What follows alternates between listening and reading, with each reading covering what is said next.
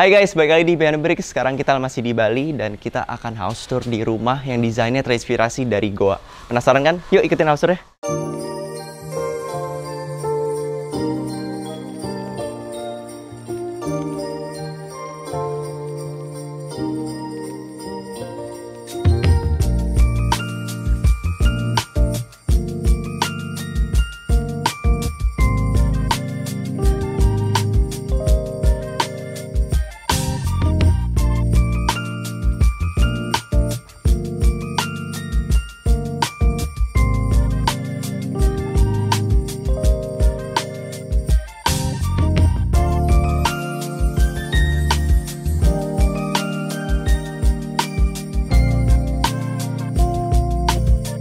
Nah teman-teman, sekarang kita udah di Gua Villa bersama Pak Jerry dari Jena Architect. Apa kabar Pak Jerry? Kabar baik. Wah, thank you banget. Ya, udah bisa visit rumah ini.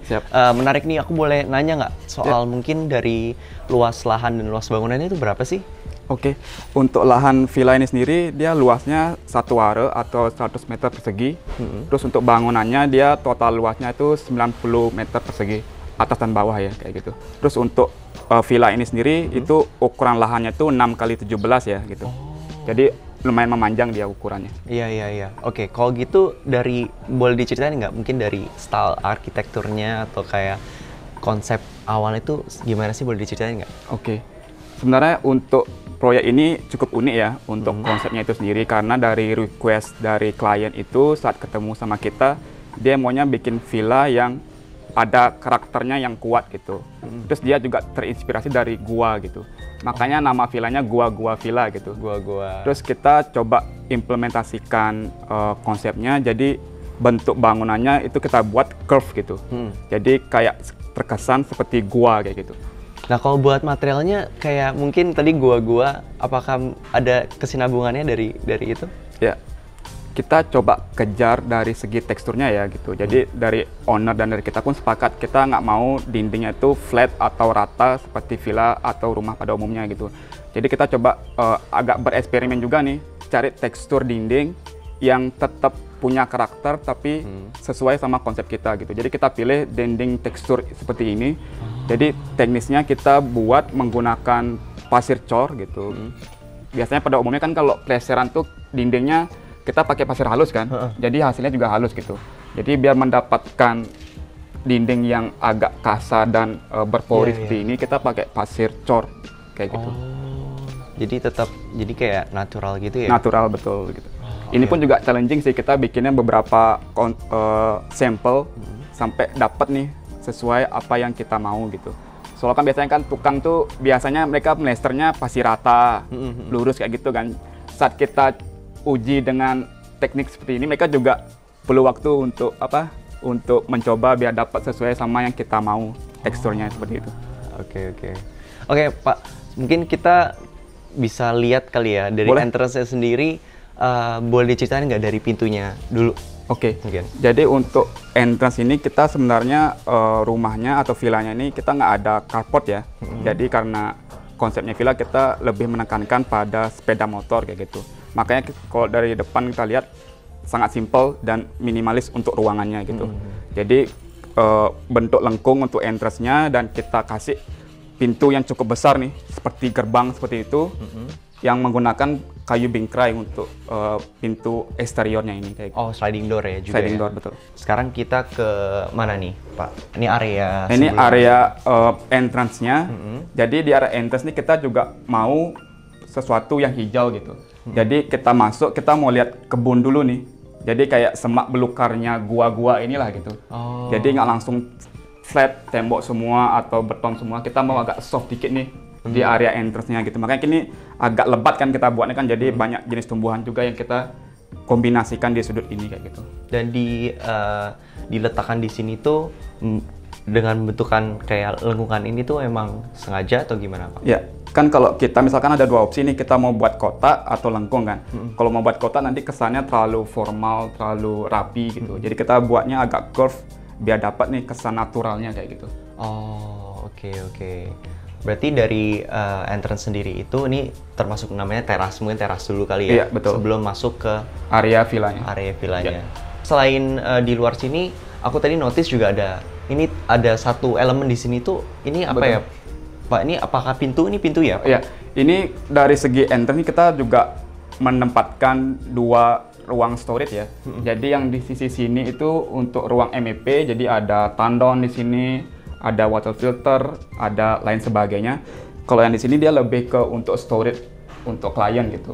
Jadi di sini ada barang-barangnya mereka sendiri, ada alat untuk pembersihan kolamnya atau linan-linannya juga disimpan di sini sebagian kayak gitu. Jadi biar area villanya lebih rapi lah gitu. Terus untuk pintunya pun kita juga tetap mau kelihatan bagus nih. Walaupun dia fungsinya sebagai ruang MEP atau tandon, tetap kita maunya ada unsur estetiknya juga gitu. Cuma kan kalau ruang MEP kan dia perlu sirkulasi udara kan. Makanya untuk pintunya kita buat kisi-kisi nih gitu. Jadi biar tetap ada sirkulasi udara di dalam ruangan MEP-nya kayak gitu. Terus disambungin sampai atas ya? Betul, betul. Ini sebenarnya kan 2 ruangan kan, cuma kalau misalnya kita pecah kan kurang bagus kan secara geometri gitu. Jadi biar ada kesan grandenya atau besarnya gitu, kita buatkan sambung untuk pintunya ini kayak gitu. Itu di bagian situ ada water tank ya? Di water tanknya, betul. Oke. Kalau untuk entrance utamanya itu di mana nih Pak? Oke. Jadi kalau dilihat kita tempatkan entrance pas di sebelahnya garden nih gitu. Terus kita juga mau buat sedikit foyer. Jadi kalau misalnya tamu atau tuan rumahnya datang ke villa, mereka nggak kehujanan kan gitu. Jadi seperti ini. Jadi kita ada kayak ruang kecil dulu sebelum bisa masuk ke villa. Oke, silakan Pak William masuk. Coba kita masuk yuk.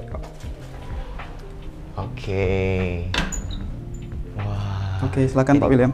Ini kita kemana dulu? Kita ke area living. Jadi di sini ada sofa untuk living roomnya, dan di sini untuk area kitchennya kayak gitu. Di kitchennya. Mungkin bisa diceritain dulu nggak dari living areanya nih? Kayaknya nyaman banget, cozy banget. Terus dibikinnya sofanya yang mungkin nempel ke tembok ya? Betul. Gimana tuh? Jadi untuk sofanya ini sendiri pun kita desain juga bentuknya organik ya. Makanya kalau kita lihat dari lantai ke beton sofanya juga dia nyambung kayak gitu. Jadi biar kesan unity antara lantai dan semua furniture itu kayak satu kesatuan lah kayak gitu. Terus di belakangnya kita softkan sedikit dengan adanya tumbuh-tumbuhan dan lampu kayak gitu.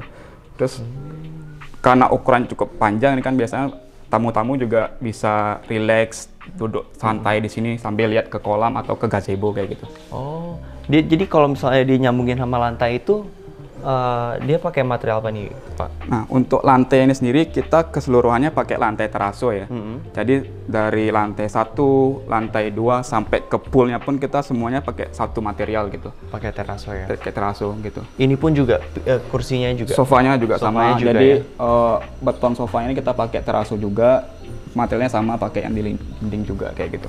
Dan konsep teraso juga dia lebih seamless kan, beda kalau kita misalnya pakai tile gitu kan dia ada groutingnya tuh, ada kotak-kotaknya kayak gitu. Itu masih bisa lah nanti kita sambung dikit-dikit, tapi kalau teraso emang sekali jalan tuh harus langsung jadi dia gitu.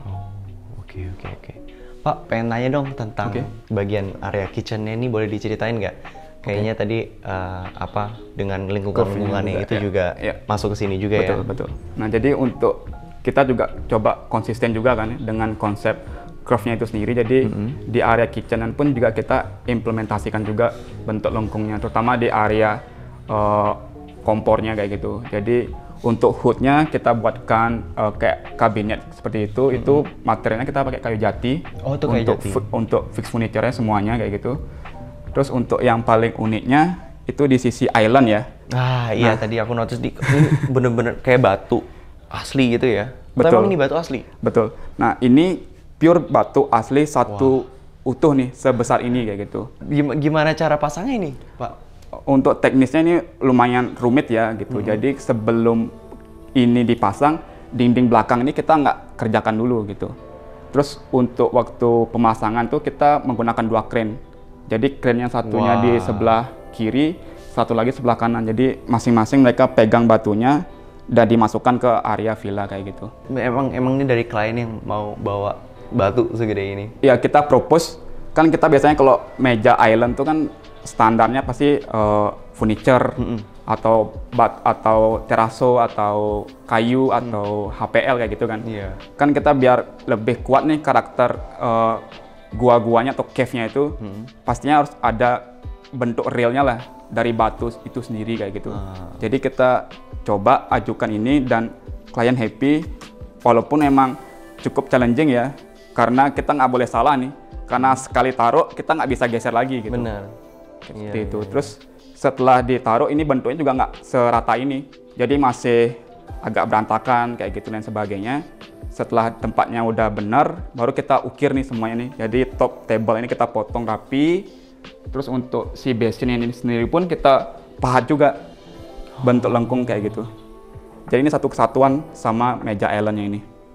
Dan ini pengerjaannya juga dari tim Pak Jerry juga? Betul, ini dari vendor kita juga yang dari Jawa Tengah. Jadi emang spesialis batu lah mereka lah gitu. Jadi setelah batunya nyampe di sini baru mereka pahat semua, mereka bor, mereka potong semuanya sesuai sama bentuk yang kita inginkan kayak gitu. Salah satu poin yang paling seru itu ngerjain island ini lah. Iya. Yeah. Ini kayak jadi poin dari rumahnya ini juga. Betul. Kan namanya gua batu-batunya harus ada ya. Dan selain batunya juga view-nya keluar agak menarik nih. Sebelum kita keluar, ini ada pohon yang muncul juga nih dalam rumah. Boleh diceritain nggak? Gimana ceritanya?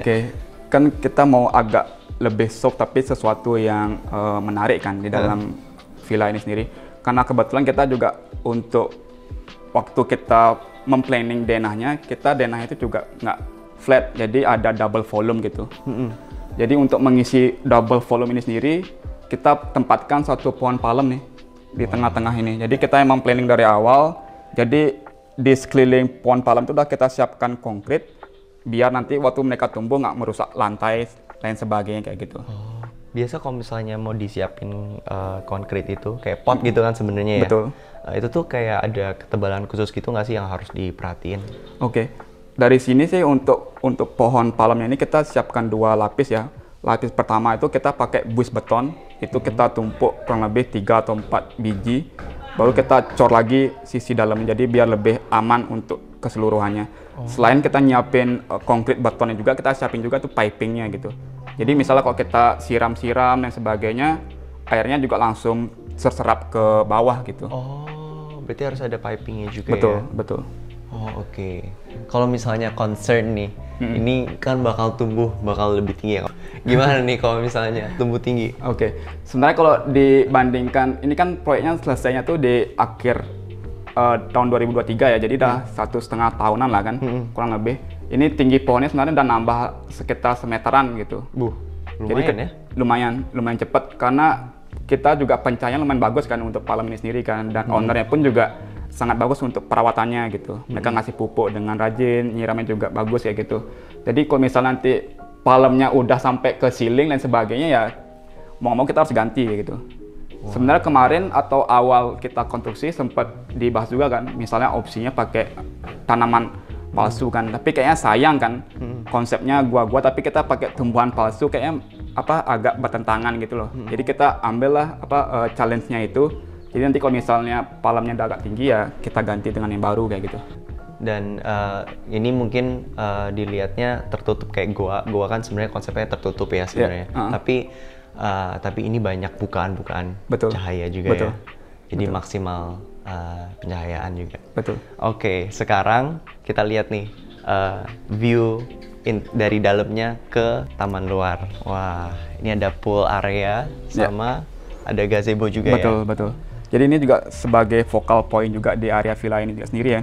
Jadi ada yang open decking, ada gazebo juga. Jadi ada 2 opsi lah. Kalau misalnya agak gerimis-gerimis dikit, tuan rumahnya bisa diam di gazebo, atau enggak misalnya penat di dalam villa, mereka bisa kerja atau ngobrol di sisi gazebo kayak gitu. Dan gazebonya itu materialnya tetap sama ya? Sama. Biasa kan kalau misalnya orang-orang mau gazebo tuh pakai kayu gitu. Betul. Nah ini kita tekankan lagi untuk konsisten saat mendesain kan gitu. Karena biar kita memperkuat karakter dari bangunan sendiri pun, kita juga propose desainnya pun kita juga samakan dengan desain villanya kayak gitu. Jadi walaupun fungsinya beda tapi soul-nya atau karakternya sama kayak gitu. Kalau misalnya boleh tahu nih Pak, dari ukuran poolnya sendiri itu berapa sih? Ini poolnya sebenarnya nggak terlalu besar ya.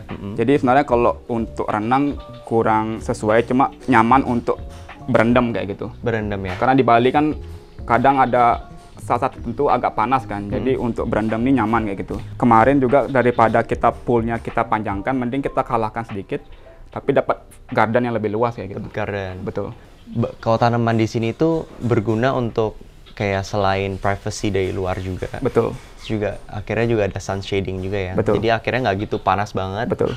Dan ada pool biar dingin. Betul, betul. Oke, boleh ceritain nggak Pak dari fasad belakangnya nih? Kan nggak cuma depan doang, gitu. Biasanya kalau fasad belakang rumah tuh ya udah gitu aja, gitu. Balkon. Ini ada dua fasad nih kelihatannya. Oke. Sebenarnya kalau diambil garis besarnya atau dari floor plan-nya, tanah ini cukup menarik ya. Dan mereka juga punya potensi yang bagus. Kalau dilihat secara luas, dari sisi utara tuh kita dapat view gunung. Oh. Terus dari sisi selatan kita dapat view pantai atau sunset kayak gitu. Makanya kita decide openingnya harus dua sisi nih gitu. Karena sayang kan dapat dua view tapi nggak kita manfaatin kayak gitu. Betul. Berarti ini orientasinya itu utara ya? Ya, tadi kita masuknya dari utara dan sekarang ini kita berada di sisi selatan kayak gitu. Wah, kalau dari kusen-kusennya sendiri itu, dia pakai material apa tuh Pak? Kita untuk kusen dan pintu tuh semuanya full kayu bingkai. Wow. Kalau misalnya buat maintenance, kadang-kadang kan kita bingung ya, kalau maintenance tuh penting juga ya buat jangka panjang. Betul. Kalau maintenance kayak kaca-kacanya gini, kira-kira gimana nih Pak? Oke, sebenarnya untuk semua desain itu kan pasti ada challenge-nya juga kan. Betul. Gitu. Kita kalau untuk ini sih sebenarnya agak challenging juga ya untuk bersihin kacanya. Jadi nanti kalau misalnya dari owner kan punya tim cleaning tuh, biasanya daily mereka ada tim cleaningnya juga. Jadi saat tertentu misalnya kacanya sangat kotor, mereka bakalan atur tangga lipat yang agak tinggi atau scaffolding untuk bersihkan di sisi atasnya juga kayak gitu. Tapi lumayan terbantu juga sih, karena kita kan di fasad ini juga ada kayak tritisan atap gitu kan. Jadi nggak direct langsung kotor di sisi atasnya gitu. Kadang biasanya yang kotornya di sisi bawahnya atau tengahnya kayak gitu. Biasa kan kalau misalnya kalau hujan itu nggak gitu kena kaca ya? Betul. Oke, sekarang kita bisa ngelihat ruangan lain dari lantai 1 ini. Oke, jadi lantai 1 ini ada ruang living tadi yang udah kita bahas, ada dapur dan island juga. Terus yang di belakang sini kita ada toilet ya. Oh oke, ini toilet ya? Toilet dan laundry yang dipakai sama owner. Oh oke, let's see. Ini nyaman banget sih. Terus apalagi ada bukaan cahaya natural juga ya? Betul. Jadi di toilet dan ini powder room aja atau gimana? Nah untuk di villa ini kita cuma ada satu toilet. Oh ini aja? Ya ini aja. Jadi misalnya dari atas nanti ke bawah lagi. Terus dari segi openingnya kita juga buat cukup banyak kan. Karena toilet ini kan ruangannya biasanya lembab kan. Jadi kita banyak bukaan juga, banyak pencahayaan juga. Bisa buka dari pintu ini sliding atau enggak jendela ini juga kayak gitu. Oh ini buat pintu sliding buat kemana nih Pak? Ini aksesnya untuk ke outdoor showernya. Oh ini shower? Iya. Ini gimana? Oh ini sliding ya Pak? Betul. Oh ini shower teman-teman. Ya. Terus ini showernya juga menarik ya. Biasanya kan kalau typical villa pasti standar kan sanitary-nya. Ini di customize sama owner nih. Mereka kalau nggak salah ngambilnya di Turki atau di Maroko kayak gitu. Oh buat ininya ya? Untuk si shower unitnya showernya itu betul. Ya. Wah. Terus juga dia bikinnya tuh showernya nggak tertutup. Jadi betul, kayak terbuka juga. Dapat udara juga, betul, sirkulasi. Ya. Jadi privasinya dari tumbuhan depan tadi sebenarnya. Gila, ada banget sih rasanya ya di sini. Selain toilet berarti di lantai sini itu aja ya Pak? Itu aja, betul. Mungkin kita bisa lihat di lantai 2 kali ya sekarang? Boleh, silakan. Oke. Terus yang menarik juga dari tangga ini sendiri, kita railingnya kan menggunakan besi juga nih. Terus kita aplikasikan bentuk curve-nya juga gitu. Terus untuk coatingnya atau warna besinya pun kita atur juga nih biar warnanya tuh agak rustic atau berkarat-berkarat seperti itu gitu. Oh, ini berarti emang ini diproses lagi atau gimana? Betul, jadi untuk finishnya kita gradasikan lah. Jadi bukan cat yang datar atau flat kayak gitu. Oh, oke. Terus ini view-nya kita waktu naik tangga juga. Ya, di void-nya ini ya? Di void-nya ini. Gitu. Jadi rasanya juga luasnya kerasa banget sih? Betul, saat kita naik ke tangga. Oh, ceilingnya juga sebenarnya dibentuknya sama juga. Ya, curve-nya curve ya? juga, ya. Oh, aku kira tadi luarnya doang curve, tapi kayak dalamnya tetap sama gitu. Ini juga challenging kan, biasanya kan kita ceiling tuh rata-rata datar juga kan, atau nggak main curve gitu. Betul. Cuma karena kita mau biar feel-nya tuh jujur lah, luarnya curve, dalamnya pun juga curve gitu. Jadi kita padankan juga, kita samakan juga ceilingnya, kita buat curve juga. Selain itu juga membuat ruangan atau roomnya itu jadi kesannya lebih tinggi dan lebih luas juga kayak gitu. Itu pemasangannya ribet ya, susah ya? Lebih rumit atau lebih challenging lah daripada kita pasang gypsum yang flat kan, dan lebih lama juga pastinya. Itu harus kayak mastiin dari sini sampai situ juga harus sama rata ya? Betul. Berarti kalau misalnya dari material atapnya sendiri itu, dia atapnya juga curve juga yang di depan? Betul. Oh iya? Ya. Materialnya apa tuh Pak? Nah, untuk kan atap ini kan terdiri dari dua sisi kan. Pertama strukturnya dan finishing atapnya sendiri. Jadi strukturnya ini biar bisa kita ngajar bentuk lengkungnya, kita menggunakan pipa besi nih gitu. Jadi pipa besi itu kita buat tekuk, kita lengkungkan. Terus untuk sisi finishing atapnya itu kita pakai atap aspal. Karena beberapa pilihan material atap yang bisa bentuk lengkung kan agak terbatas ya. Jadi yang bisa mengakomodir bentuk lengkungnya dan mempunyai daya tahan yang bagus, kita pilih atap aspal gitu. Oke. Dan ini kan bentuknya fasetnya dua gini ya? Iya, kayak, betul. Dan di tengahnya itu tuh kalau misalnya hujan atau gimana, itu ada kemiringan tertentu nggak nih di set? Nah, untuk atapnya sendiri pun kita juga lengkapi 3 gutter ya. Jadi sisi tengah ini gutter utamanya, terus yang sisi sini juga ada gutternya, dan sisi belakang bed itu juga ada gutternya gitu. Jadi kita pecah air hujannya dibagi beberapa sisi gitu. Jadi kalau misal hujan, debitnya nggak terpaku satu sisi lah gitu. Seperti itu. Oh, tapi tetap garis ini tetap rata ya, satu aja ya? Betul. Oh, berarti gutternya aja yang miring ya? Betul. Oh, oke. Aku suka sih perpaduan terasonya sama railingnya, bagus sih warnanya. Dapat kontrasnya juga kan dia ya? Benar. Wah, oke. Sekarang kita di lantai 2. Ini langsung kamar nih kayaknya. Betul. Jadi di lantai 2 ini kita lebih straightforward gitu.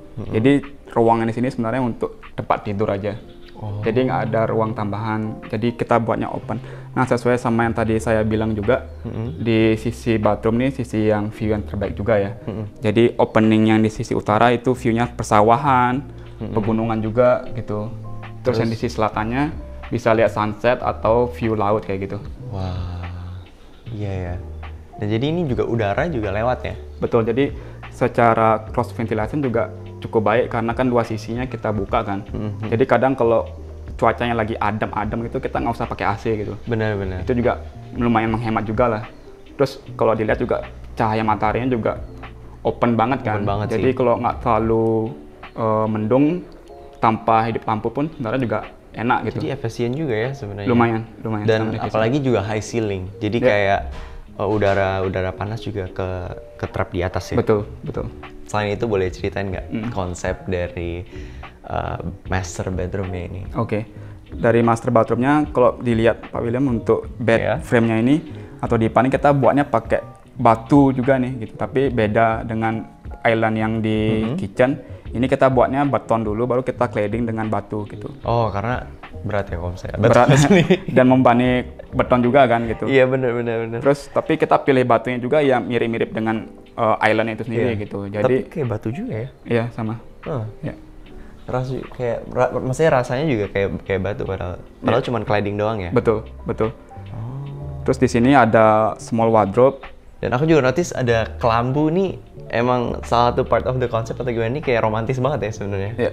Sebenarnya kan kalau dari segi kenyamanan, kalau kita tidur di ceiling yang agak tinggi kan agak kurang nyaman ya gitu. Makanya kadang kalau sering lihat di villa-villa yang atapnya tinggi itu pasti mereka ada kelambunya kayak gitu-gitu. Jadi di sini juga kita buat atau pasang kelambu, cuma kita nggak mau terlalu bentuk atau gimana. Jadi kita buatnya kelambu yang simple aja, yang hanging, nanti menyelimuti si kasur atau bed ini sendiri kayak gitu. Jadi walaupun ceilingnya tinggi, kita tidur di bawah kelambu lebih nyaman ya gitu loh. itu aku juga bahkan baru tahu sih. Kayak fungsinya kelambu tuh biasa dipakai buat ruangan-ruangan yang tinggi-tinggi ya. Betul. Terus kalau kita jalan lagi, ini ada hal unik nih yang mau aku sampaikan ke Pak William. Wah, ini apa nih? Jadi area bedroomnya tapi atau gimana? Itu kok ada di bawah? Nah ini sebenarnya kan dari villa kan umumnya harus ada bathtub ya. Iya. Tapi kita nggak mau juga nih bikin bathtub pada umumnya yang standing bathtub kayak gitu-gitu. Tapi biar nggak mengganggu view juga, jadi kita propose waktu itu gimana kalau bathtubnya itu kita bawa ke bawah lantai gitu loh. Ke bawah lantai? Ya, jadi kalau misalnya nggak kepake ya jadi decking seperti pada umumnya kayak gini. Jadi gitu. maksudnya gimana tuh? Nah kalau misalnya kita buka seperti ini. Oh ini bisa dibuka? Betul. Wah. Oh ini railingnya. Jadi sistemnya seperti pintu sliding atau rail gitu. Jadi kalau kita tarik langsung ada bathtub di bawahnya. Wow. Keren banget. Dan ini gimana pemasangannya itu gimana nih ceritanya, Pak? Jadi untuk teknisnya atau pemasangannya kita mikirkan membuat kotak beton dulu ya. Jadi waktu lantai 2 ini dicor, kita emang udah siapkan bak betonnya kayak gitu. Jadi setelah bak betonnya selesai, terus kita tahap finishing, baru si bathtubnya kita bentuk sesuai sama bentuk yang kita mau gitu. Jadi dalamnya juga udah kita pikirkan, lebar dan panjangnya juga kita pikirkan demi kenyamanan kliennya juga kayak gitu. Wah, dan beratnya juga kan ini aku juga sadar itunya tebal floor to ceiling yang di sininya itu kan cuman kayak 50 cm. Betul. Ini kan berapa? Agak beda. Nah, sebenarnya untuk di sisi bathtub ini berada di sisi teras living room ya. Jadi bukan direct di bawahnya living room gitu. Jadi klien pun juga surprise banget waktu kita ajuin konsep seperti ini karena dia juga senang sesuatu yang unik kan. Gitu. Jadi kita juga berpikirnya atau kita deliver idenya pun juga kita coba keluar dari pakem-pakem pada umumnya juga lah gitu. Walaupun memang waktu konstruksinya kita juga lebih meres otak juga nih, gimana sih bikinnya biar tetap estetik tapi juga fungsional kayak gitu loh. Jadi kayak tutup decking ini juga kita pikirkan waktu tariknya itu bagaimana. Kita juga sempat try and error juga untuk si railnya ini kan kita juga nggak mau terlalu tinggi kan decking ini kan. Jadi kita pilih railnya yang pendek tapi masih kuat juga kayak gitu. Railnya pendek tapi masih kuat. Iya. Kalau misalnya dari sinknya sendiri buat cuci tangannya itu pakai material apa tuh Pak? Ini sama seperti lantai ya, kita pakai bahan teraso. Jadi ini juga kita cor dulu, cor beton, kita bentuk seperti ini, baru kita lapisi dengan teraso kayak gitu. Terus sama seperti shower yang di bawah juga, untuk basin mixernya ini juga custom. Oh iya. Nah, kayaknya dari klien itu betul, semua betul. Buat ininya ya. Iya.